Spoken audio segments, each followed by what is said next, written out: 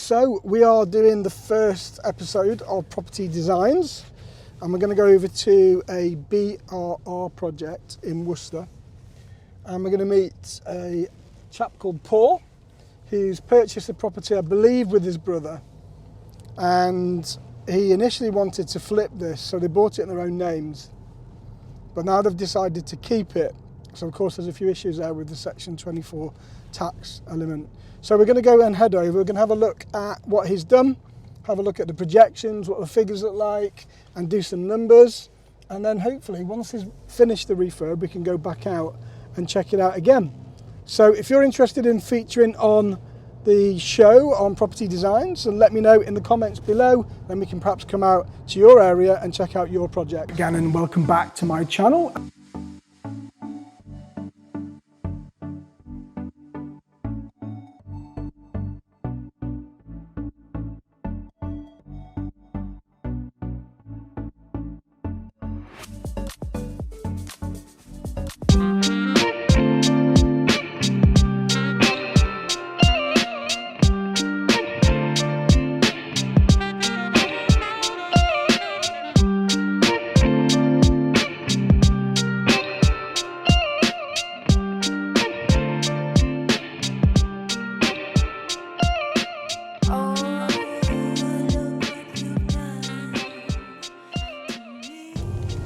Pull over and find out which one it is. Right, we're here. Paul's not here yet. I'm a bit pissed off actually because we've just driven past one of my houses and some bastards spray painted graffiti all over the side of the wall. So that's going to be another issue that we're going to have to deal with, the joys of being a landlord. Right, let's have a look then. So I can see some new fencing. Is Paul here? There seems to be somebody here. Somebody's busying around.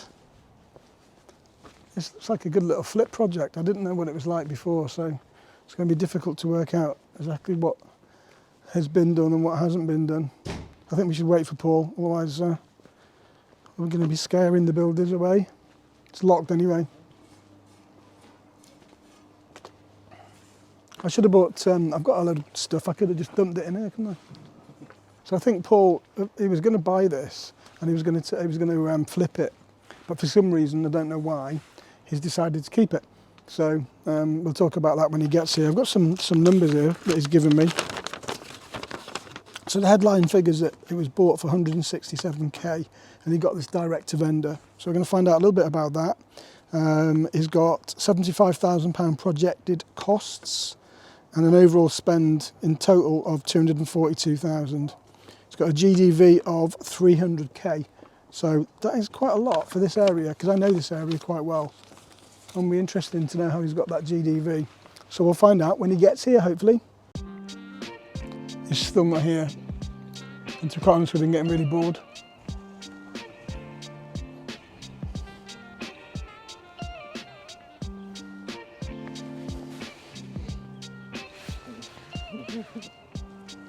You know what, the one thing I like about property investors, punctuality.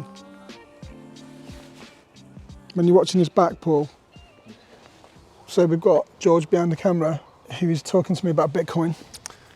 Let's do a Bitcoin lesson, George. If you want to make some money in Bitcoin, you know where to come. So why Bitcoin? Why not property? Because the profit percentages are very small. So why, if they're small, why bother doing it? No, I'm on about property. I wonder why you're doing it, why you're not getting into Bitcoin. Because property pays me every single month, whereas Bitcoin can just crash tomorrow. It could do, but it's not. It's not real though, is it, Bitcoin? It's not just like real. this Playtown currency. It is Playtown currency. It's not real, is it? Nah, but there's money to be made in the meantime, so. Waiting, unless Paul's already here. He hasn't told us. If that's the case, I'd be very embarrassed. Yeah. And he did say 1/2 past, so he has still got a minute. All right, so I just wanted to make out that it was late, but it's not really. Right, let's get your mic up then, Paul. Paul's just arrived, like a typical property investor, 10 minutes late. Late from school. Late from school. Right, let's get this on for you. Stick it on there. So it's got a little wind muffler on it. Yeah. So you don't...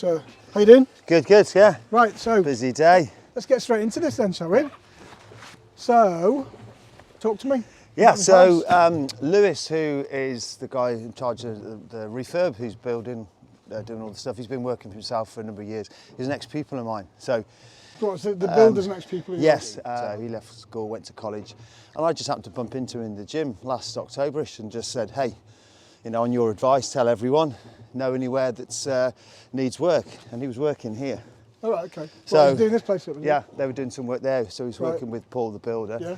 And they looked over the fence, saw the state of this, and it was in really bad state. It'd been empty for 3 years. Right, okay. And the vendor, as it turned out, had been moved out. The husband couldn't manage the stairs anymore. They moved over to a static home over at Bromyard where their daughter lives. So I just put letters to the door. Right. You know, do you want to sell your house? I can help you out, etc., etc. A week or two later, I got a phone call. Came over here, had a look around, met them, went away, did some figures, brought Lewis back, looked around the house, and came round and made him an offer. To and from a little bit, and we settled, and I paid 160,000 for it. Okay. So it was unoccupied for 2 years? yeah. Okay, right. So basically, did you buy this cash? Yes. Right. Yeah. So I'm presuming you wouldn't have got a mortgage on it because of the state of the property? Probably not. I mean, it was habitable in there. I did have a kitchen, it did have a bathroom, but it was in a pretty bad state of repair. I mean, they were a lovely couple, but I think they had some, you know, there was a lot of stuff dumped here, and it wasn't habitable in my opinion, whether the mortgage company would have said so. It would have been a grey area there. But I've been able to use my brother as a JV partner, basically, and we've gone into business together now. So I bought this myself, and now we've bought properties together in a company we've formed. So he left quite a high-powered, well-paid job last year, and he's looking for something to do, and it's ideal to work with him. So he's financed this. My parents are lending me some more money for the refurb. I put some money in as well. And it's on its way. So let's have a little look around, and as we go, is it all right if you just kind of explain what you've done so far and what your intentions are? And then I've got the numbers that you sent me through. We can perhaps we'll stand outside in the garden and go through those. Through the numbers. I'll have to look at my sheet, not like Dragon's Den, because I don't know them. I've got your sheet with me as well. So there was a bush along here. Right. The garden was relatively overgrown, so we've got rid of the bush. Had the hardcore put down. So what are you going to do with this then, Paul? Yeah, so the curb drops, they're being done next Monday. Right, okay. They'd originally quoted for the whole length, but we're going to have just the 5 curb drops. You know, the thing is with curb dropping, it's a really good lucrative business to be in, because there's only about 2 companies in the whole of Worcester that are allowed as nominated curb droppers. So that's it. So I used Ringway, and they quoted me at something like 1,800 to start with. They quoted for the whole lot because we'd hardcored it. So they're just going to do the 2 slants and the 3 drops. So it's a standard single opening. Driveway here. Yeah. So then it'll be a bit of gravel on the sides as well. Gravel path leading to the back there as well. Nice. Yeah, and that's it basically for the front. Maybe a little border just as well. so people that are watching, then what are you going to do with this? It's going to be single. So this is going to be a single let. So for a family let. Yeah. So predominantly then, what's the makeup of the road? Is it just? So it's all private, is it? Yeah, it's all private. I mean, these are ex-local authorities. This was 1922, so these were local authority houses. I mean, they're mostly 2, 3 bed. There's a couple of 4 beds. I mean, value-wise, there's one up here which was sold in 2019 for 290,000. Victoria Street in Worcester is in the West Midlands region of England. The postcode is in the Claines ward, which is in the constituency of Worcester. And Victoria Street, I would say, knowing the area, is probably about a 15-minute walk into the city centre. It's a good location. It's got local schools around as well. And the road now is predominantly privately owned. But let's look at some of the prices. Now, Paul's saying that he's looking to achieve a £300,000 GDV. So let's look at some local comparables. So all I've done here is just search on Rightmove for some local sold properties. Now, there's not that much to compare to recently. Now, the closest one that I could get to is number 25, which is on the same road. And this sold on the 24th of March last year for £195,000. Not a good start. Now, I do know that Paul is adding an extension to the property. He's going to make it a lot better, and he is going pretty high end. But the saving grace is that the year before, so 2 years ago, we had a property on that road that sold for £290,000. Now, it looks like it's in good order. It is a little bit different, and the front of the property isn't quite the same, where you've got a porch on the front here. Paul doesn't have that. Paul's property has a door right in the middle. Paul's got the parking, so that's kind of similar, and the rest of the house looks almost the same. So based on this property, is there a chance that Paul can get to his £300,000 GDV? Let's get back to the video and let's see what Paul thinks. Which is very encouraging for me, and it's not as good as this will be. Right. It's got a 90-foot garden. So you're confident on we'll talk about the GDV. Yes, I'm pretty confident on that, the valuing up. Because I sort of thought initially, because of where we are, I thought maybe £300,000 was on the higher end. But if you've got comparables that are something 300 is on the higher end, so I mean I'm thinking 275. Okay, that's my right. but I'm hoping with the market the way it is and the fact there are comparables. You've got to be quick though for that. I'm going to hold on to it now and keep and rent anyway now. So it's mortgage valuation really. So up here, this was in a shocking state. There so was did you do that? Yeah, so Lewis and Alex have done this, and obviously half of it is next door. They paid half. Oh, fair play. So they had to strip all the wood out. Well, lots of the wood, it was rotten, had a lot of woodworm in it. So they've painted it, got it all nice, looking good, and they've replaced this fence as well. So again, are there any structural issues here, Paul? Or? The survey identified none. There is one with a wall inside, but it's relatively minor. An internal wall? Internal wall. There's nothing structural outside. The survey came back really good. Cool. So should we do the outside first? Yep, I'll have to unlock this gate here. Yeah, and then we can it's a bit of go on to the inside. Sticky. This will be replaced, of course. Mind the bike. So I should probably bring it in. Did you steal that from school? No. It's one of the perks of being a school teacher. All mine, all mine. And with the traffic, it's a hell of a lot quicker than driving. So as you know, in Worcester, Rick, very well. So. Oh, stand by. Yeah, there's all sorts of stuff going on. That's the security. That's security element there. Oh yeah, you're doing it right. Right, mate. Right then. So this was a concrete slab here, so they've broken this up yesterday. This will be gravelling this path all the way through. Yep. Back to the extension all the way through. So yeah, if we make our way through. So here's the guys at work. Okay, so you're doing this under permitted development? Yeah, so this is 3 metres out, full width of the house under permitted development. So the builders have started this. So dug down, put the footings in, building control came out, passed the footings.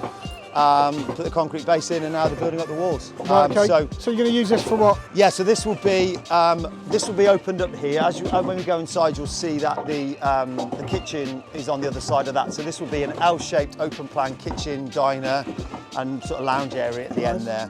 So this will be 2.7 metre bifold, so 3 panes of 3 bifold windows here, and an opening window at that end. In the roof, we'll have roof lanterns at this end and a Velux type window at the far end there. And as you can see, we've still got a really decent sized garden. Yeah, shall I have a look around the, around the back? So you're going to landscape this? Yeah, so it's going to be grass. So where the hardcore is here, there'll be slabs up to here with a path to there and grass up to here. Maybe some stepping stones down to the end, and then there'll just be fences across there and a gate. Wheelie bins can go out the back, or they can go out the front. So not sure about that. Is that like a shed, or what is that? So that's owned by a couple that live over that way. That's how it's been in the past. It's been a motor vehicle maintenance garage. It's been a billiard hall. And now it's been a home office space or an office space, and now it's just basically some storage. Who owns it? The people at the back? Yeah, so the people on that house there. Yeah. And so has that got a TPO on it? That we haven't investigated that yet. We need to look at it to see. I mean, it's very strange the way it's grown over the top here, and that appears that was a fence post that's grown around. The tree's grown around. Yeah. So we need to look see if it's got a TPO. I'd like to ideally keep it, trim it, but it may well be, between me buying this and completing, they tarmac this road, and I'm not sure who did it because it's not an adopted highway. So, there'll just be a fence across here and a gateway. Yeah. But it's a big old plot there. It is. It's a good size, isn't it? The vendor did tell me that at some point one of the neighbours had actually inquired about purchasing a piece of the land to put a garage on. Right. So that would be another option if anyone was interested to sell a part of it, because it'd still be a good size. I wouldn't. Not for what you'll get for it, not for a garage. Honestly, I'd just keep it. Yeah. If you're going to keep, I mean, the thing is when you start chopping away, you start to devalue the property. Yeah. So no, I would just keep it. And I mean, what would it be worth? It'd be worth nothing really, just to build a garage in, So you never know what's going to happen in the future with planning. I would just keep hold of it. Yeah, I wouldn't, yeah, sure. unless And you're really desperate for a few thousand. No, and I mean, it's good, like you say, it would be a nice asset for the property as far as a nice big Get you a nice big garden. shed at the back. Yeah, You so know, I'm going to put a shed on it on here. or potentially put an application in. I mean, they've got a garage or something there. Yeah, You know, so you would get garage, an application home for a office garage. type thing. Yeah. Some working from home space. Yes, yeah. Awesome. Okay, should we go inside? Yeah, I'm not sure the back door's open, but Okay. we'll have a look. Don't get the builder on. He doesn't want to be on camera. Yeah, good. We're open here. You're keeping this nice, lovely feature door. Lovely. Yeah, that's going to be. The architect wanted to put a stable door in there, but that's just going to be just a full glass battered door, so we've got plenty of light. Sorry. Yeah, right, this was a downstairs bathroom. So they've left the toilet, obviously, for obvious reasons at the moment. This wall will be coming down, but the structural engineer has looked at it and he's yet to get back to us. We're probably going to have to put an RSJ across there. This will be a cloakroom, downstairs cloakroom. So it'll be plasterboard in that, and we've got the toilet and the suite ready to go in there. And this will just be a useful storage space.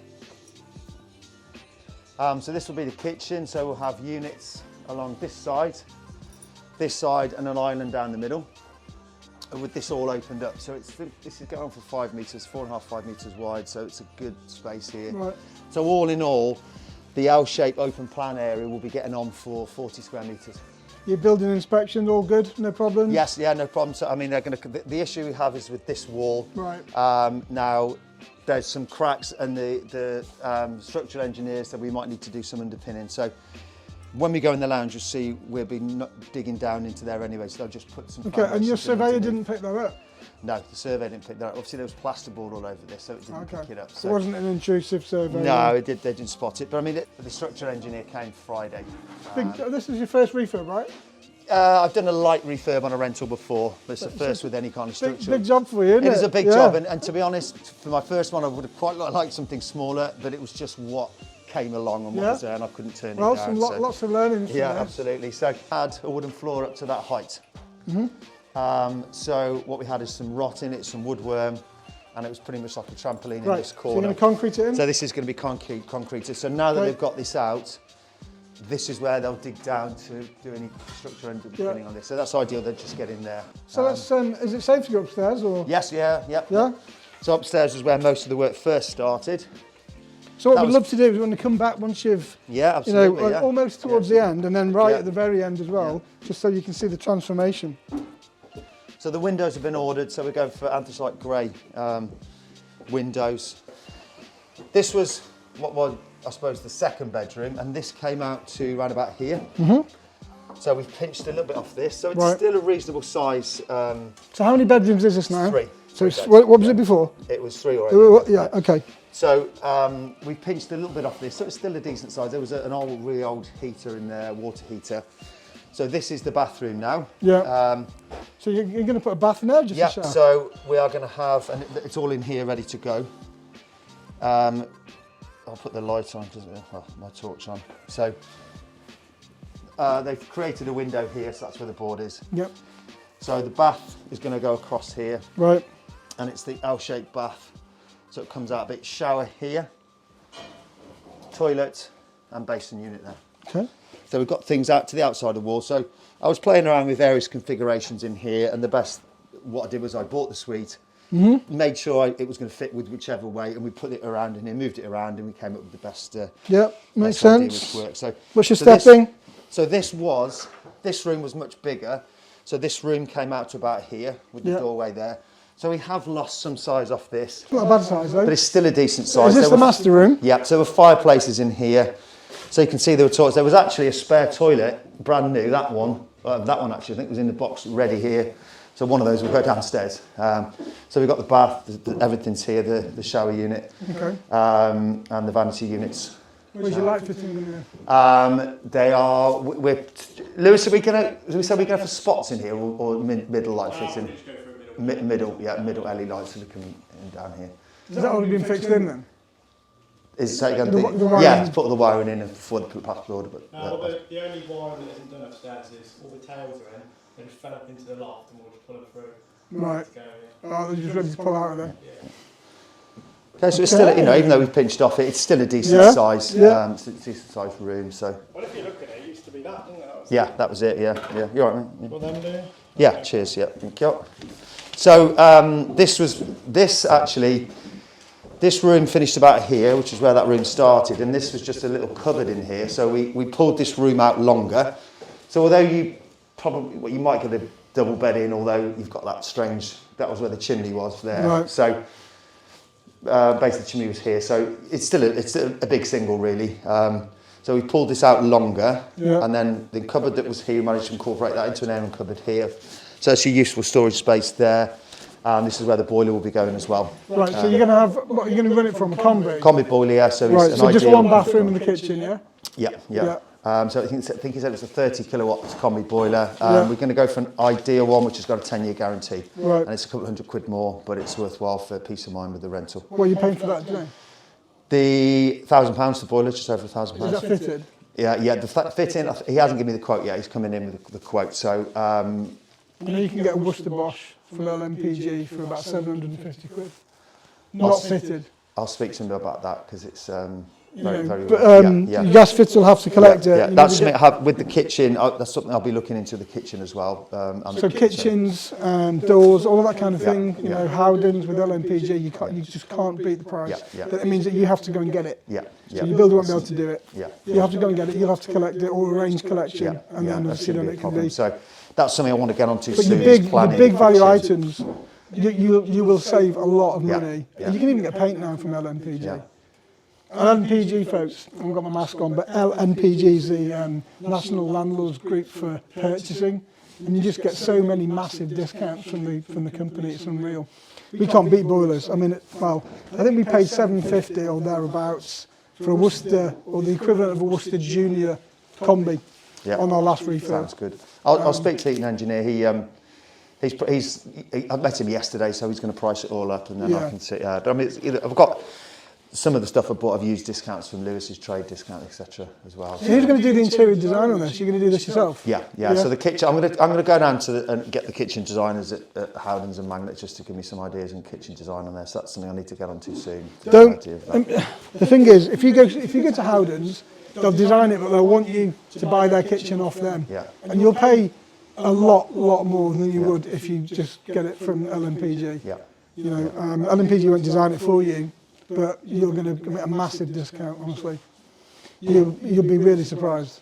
It's something I put on my look at myself and look at designing it because it's 2 lines of units. It's not a big house, is it? It's not. And we pretty much know where a lot of the things are going to go as far as the water, the stove, etc. So there's not too much to play around. It'd just be units and spacing. And let's have a chat about the numbers then. When we go downstairs. Should we go? Where's the quietest place? Probably out the front. Yeah. You all right talking out the front? Yeah. So yeah, like you said, for a first project of a refurb, it's probably bigger than I would have wanted. Yeah, but it is what came my way first, so I couldn't pass it up.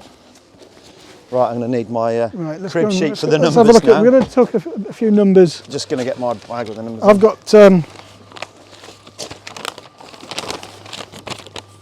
got some numbers here. Oh, there you go. You I can take this off now, can't I? Yeah. Right then, so purchase price, 167,000. Yep, including stamp and legals. Okay, so that's all in. Yeah. So your costs at the moment then, so you've projected 75k, so how have you worked that out? So I went through with Lewis room by room to look at the cost of doing each room, added that all together. Everything from fitments back to bricks, stripping out, etc. And that's what we came up with, the 45. And then the extension was the 45. Oh yeah, with the extension on top. Sorry, I got you. Yeah. All right. Which was 20 square metres, £1,500 square. Is that what it's charging? 1,500. It's about right for around here at the moment. Yeah. We used to get away with 1,300, but I think things have changed a little bit now. Yeah. But that sounds bang on. And you've put a £5,000 contingency. Yeah, I mean, to be honest, it could well be. I need more than that, and the money is there. It's not a problem. But obviously, the more I go up, I'm hoping that the main house will come in at under 45, and then that'll help me with extra expenses, which are. So how are you paying your builder? Are you paying him on instalments? Yes, but weekly sends me a bill, so an invoice, and I pay him each week. Reliable? Very good. I mean, the speed that they've got on with the work is absolutely fantastic, and Lewis is great because he's been very well planned and knows exactly when to book the window guy to come up so and measure. he's project managing everything project for manager you. as well, and he's done a fantastic job. I couldn't be more pleased with him. Could So recommend him in on terms there. of health and safety and CDM regulations and all of that, who's in charge of all of that? Lewis, so he's it's doing Lewis, it all Lewis right Jones, himself. so LJ Build, his company's called. Right. Okay. Yeah. So you got your projected overall spend of 242,000. Yeah. So this is the biggie here, isn't it? Is the GDV. So the Yeah. GDV, folks, is a gross development value of what the property will be worth at the end of the refurb. Now you've got between 275 and 300. Now that's based on your own research. Yes. Have you had a valuation yet? Yeah. I've had estate agents which haven't been out to see it because it was in a very early stage. So I've sent plans to them. And the agent I spoke to at Property Centre, they thought 300, maybe even just above. Okay. So, and I know the house price in the street, 290, one sold up here is a 3-bed. It's got a big garden. It goes further back, and it's a slightly bigger garden than this, but it's actually not as nice looking from the pictures online. So I'm hopeful that we might be up into the top value of that. Okay. So if you do achieve like 300,000, what are you going to be left in the deal? Yeah, so that's going to leave in something like £17,000 in the deal. Not bad. Yeah. Not bad at all, really. Yeah. So 17 grand in. Now, I know that you bought this to flip and then you changed your mind. So what happened? Because, and this is a good lesson, isn't it? Absolutely. Because you've got a story to tell here. So because of the way things are at the moment with tax, it's not always the best idea to buy in your own name because you can't claim the interest on the mortgage back against your tax like you used to be able to. So for those that know, you'll understand that.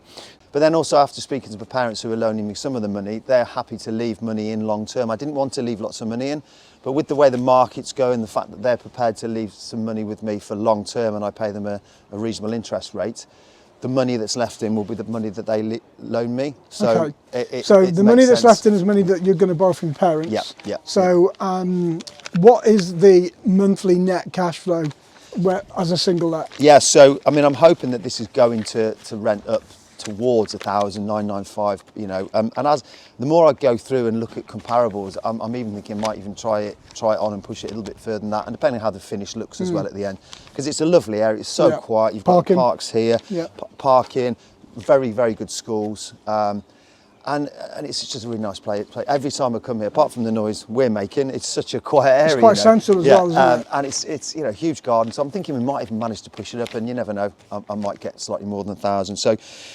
Yeah, cash flow. I mean, this is the issue before tax and after tax, because obviously we're paying 20% tax, 40% tax on the whole income, and the way that Section 24 tax works out. I'm looking, if it rents up at, if it cash flows, values up at 300,000, I'm looking at £550 to £600 a calendar month cash flow before tax. Gross. Right, so £500 to £600 a month gross. So that's net of cost, but before tax. Yes, so we're looking at sort of £280, £300 a month after all taxes. Okay, so £300 a month in the bottom line in your bank account after you've paid your parents as well. Yes, after they've paid them the interest, So that's all interest out, that's your mortgage payments out, that's your your tax and everything else out. Okay, so not bad. Are you happy with the cash flow? Or would you like a little bit more? I mean, we all want a little bit more. Absolutely. But, I mean, I'm happy with the cash flow as is. I mean, we discussed earlier today, it was, with hindsight, a mistake to buy it in my own name. Rather than buying a limited company, because that would have meant a lot of less tax being paid. Have you spoken to an accountant to see how much it will cost you to put it right? I haven't yet, and that's something, again, I will look at. It might be worth it. It's not out of the question. It's not something I've discarded. It's something you can do, worth discussing. but you need to talk to a property specialist accountant. And if they can, sort some kind of structure out for you, it might cost you on the front end, but it might save you over time. If you're going to keep it and you want to keep it in your estate, then it might be worth looking into. And that is my plan, is to keep it long term. And when the architect was drawing at the plans, he said, let's put a pier in here just in case you ever want to do this. And I was like, well, do you know what? I'm not planning to sell it. So I'm not. He wanted to put two sets of bifold doors in, and then Nick O'Shea came, who's supplying the windows, and said, if you've got 3 metres nearly of bifold doors here, you don't need to go out that way. The thing is, you start doing things like that and you're not adding any more value. Absolutely. So you get to a point, your house will probably be at the very highest end of the ceiling prices on this road. And you get to the point when it's not going to be worth any more no matter what you do to it. You can test the market, you can try and break through that barrier, but we have this thing called the gold taps analogy, and you put gold taps in a house, it's not going to increase your value, it's just going to have gold taps in it. So if you've got one set of bifold doors, there really is no reason to put two in. And to start with, I thought, and it won't get you any more rent either. No, too much money bifold doors, but I thought, two sets of them are going to cost £5,000. So, well, actually, one set of bifolds. I mean, that will leave, as you come in that kitchen with an island in front and bifolds open to the garden at the end, it's going to give a fantastic wow factor, and it will look great. A lovely space out, bringing the outside inside. What's down at the end is not, like you say, going to add any value, and you don't need to go out that way, so that's why we're putting radiator. I'm just going to stand there because the sun's right in my face.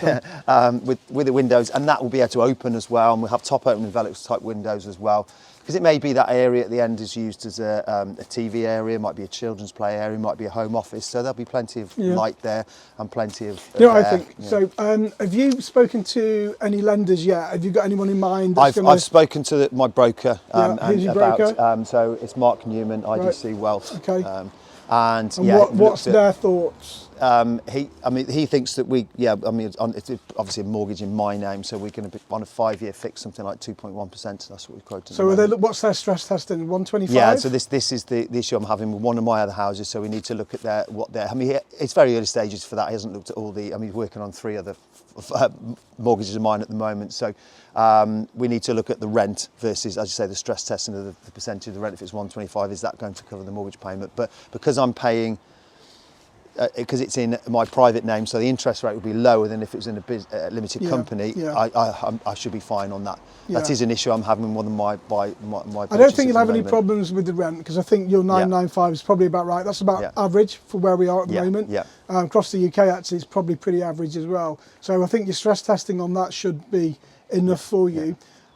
I don't think you're going to get a £300,000 offering for it. I don't. Knowing what the market's like and the appetite of the lenders at the moment, and knowing the area, I think it will be more towards the 275. So it might mean you have to leave a little bit more in. But long-term investment is bricks and mortar, and the value of the experience you've had, Paul, putting all of this together, for your next project. I mean, you've kind of gone straight in at the higher end, with this. Now, my other thoughts are, I don't know, because it's hard to say now these days with HMOs, but you could HMO it. You could potentially, you've got 3 bedrooms, so you could have 2 couples in each bedroom, 6 people. We are in Article 4, so you would have to make sure that you ask, and then you get planning. But I don't know this particular road and whether or not there are any HMOs on this road. Now in Worcester, we've got this stress test of 10% within 100 metres. I'm quite sure that that's not a HMO, and I'm pretty sure that the 2 houses next door are not. However, I don't know about the rest of the street. I don't know of any. It's something I've not looked into. It's been in the back of my mind. I also did look at... if you think that you could get £500 a room, right, you've got 3 rooms, that's 1,500. So straight away you're straight in with another £500 on top of what you could get. And that could be the difference in making a good profit. And that's making a mediocre profit. Something I need to look at soon, because before the doors go in and the fire systems, etc. You've got to future-proof it, because it will need to be licensed. But what I would do, seriously, is get in touch with the council and say, look, can I do it here? Give me a little bit of a heads up before I put a planning app in. They might ask you to put a pre-planning application in, but start with the end in mind, because it would work as HMO here. Plenty of parking. You've got loads of parking, so you would have to provide 3 off-road car parking spaces. You could do that here quite easily. And I think everything else here would be bang on. And then you're going to add an extra £500 a month to your net cash flow. It's certainly worth considering. Definitely. Not that I want to compete against you, but there is that. I think you might get a chance here. It's definitely worth looking at. Something I'll look into. But do it now before you start going into, because you'll need a Grade D system anyway. So you'll need a Grade D interlink straight away. You need FD35 doors, strips, closers, making sure the kitchen's got enough amenities. The thing is, 6 people, you're going to need 2 bathrooms. So you probably won't be able to do that. So you might have to drop one of those down. So you might need to go down to 5. But for 5 people, you need 1 bathroom and 1 extra toilet. Which we've got downstairs. Which you've got. So you could do 5 people. So 2 couples and a single. A £500 a room. It's worth thinking about. Right, what I'd like to do then, if you let me know when you're about 3 weeks off completing, and then we come back and do another video, and then we'll do like a second part, and then see how it looks compared to how this one looks. And by then you'll know the numbers a little bit more. Hopefully then you'll be either out or about to get out on the refinance, and we'll have a bit more clarity about the numbers on the other side. Does that sound good? Brilliant. Awesome. Excellent. Thank you. Okay, folks, so if you want to take part in this series, if you want me to come to your location and do a video at your project, then make sure you put a comment below. And if you've got any questions about today's project, then please make sure you do place that comment underneath. And I'll see you on the next one. Don't forget to hit that subscribe button.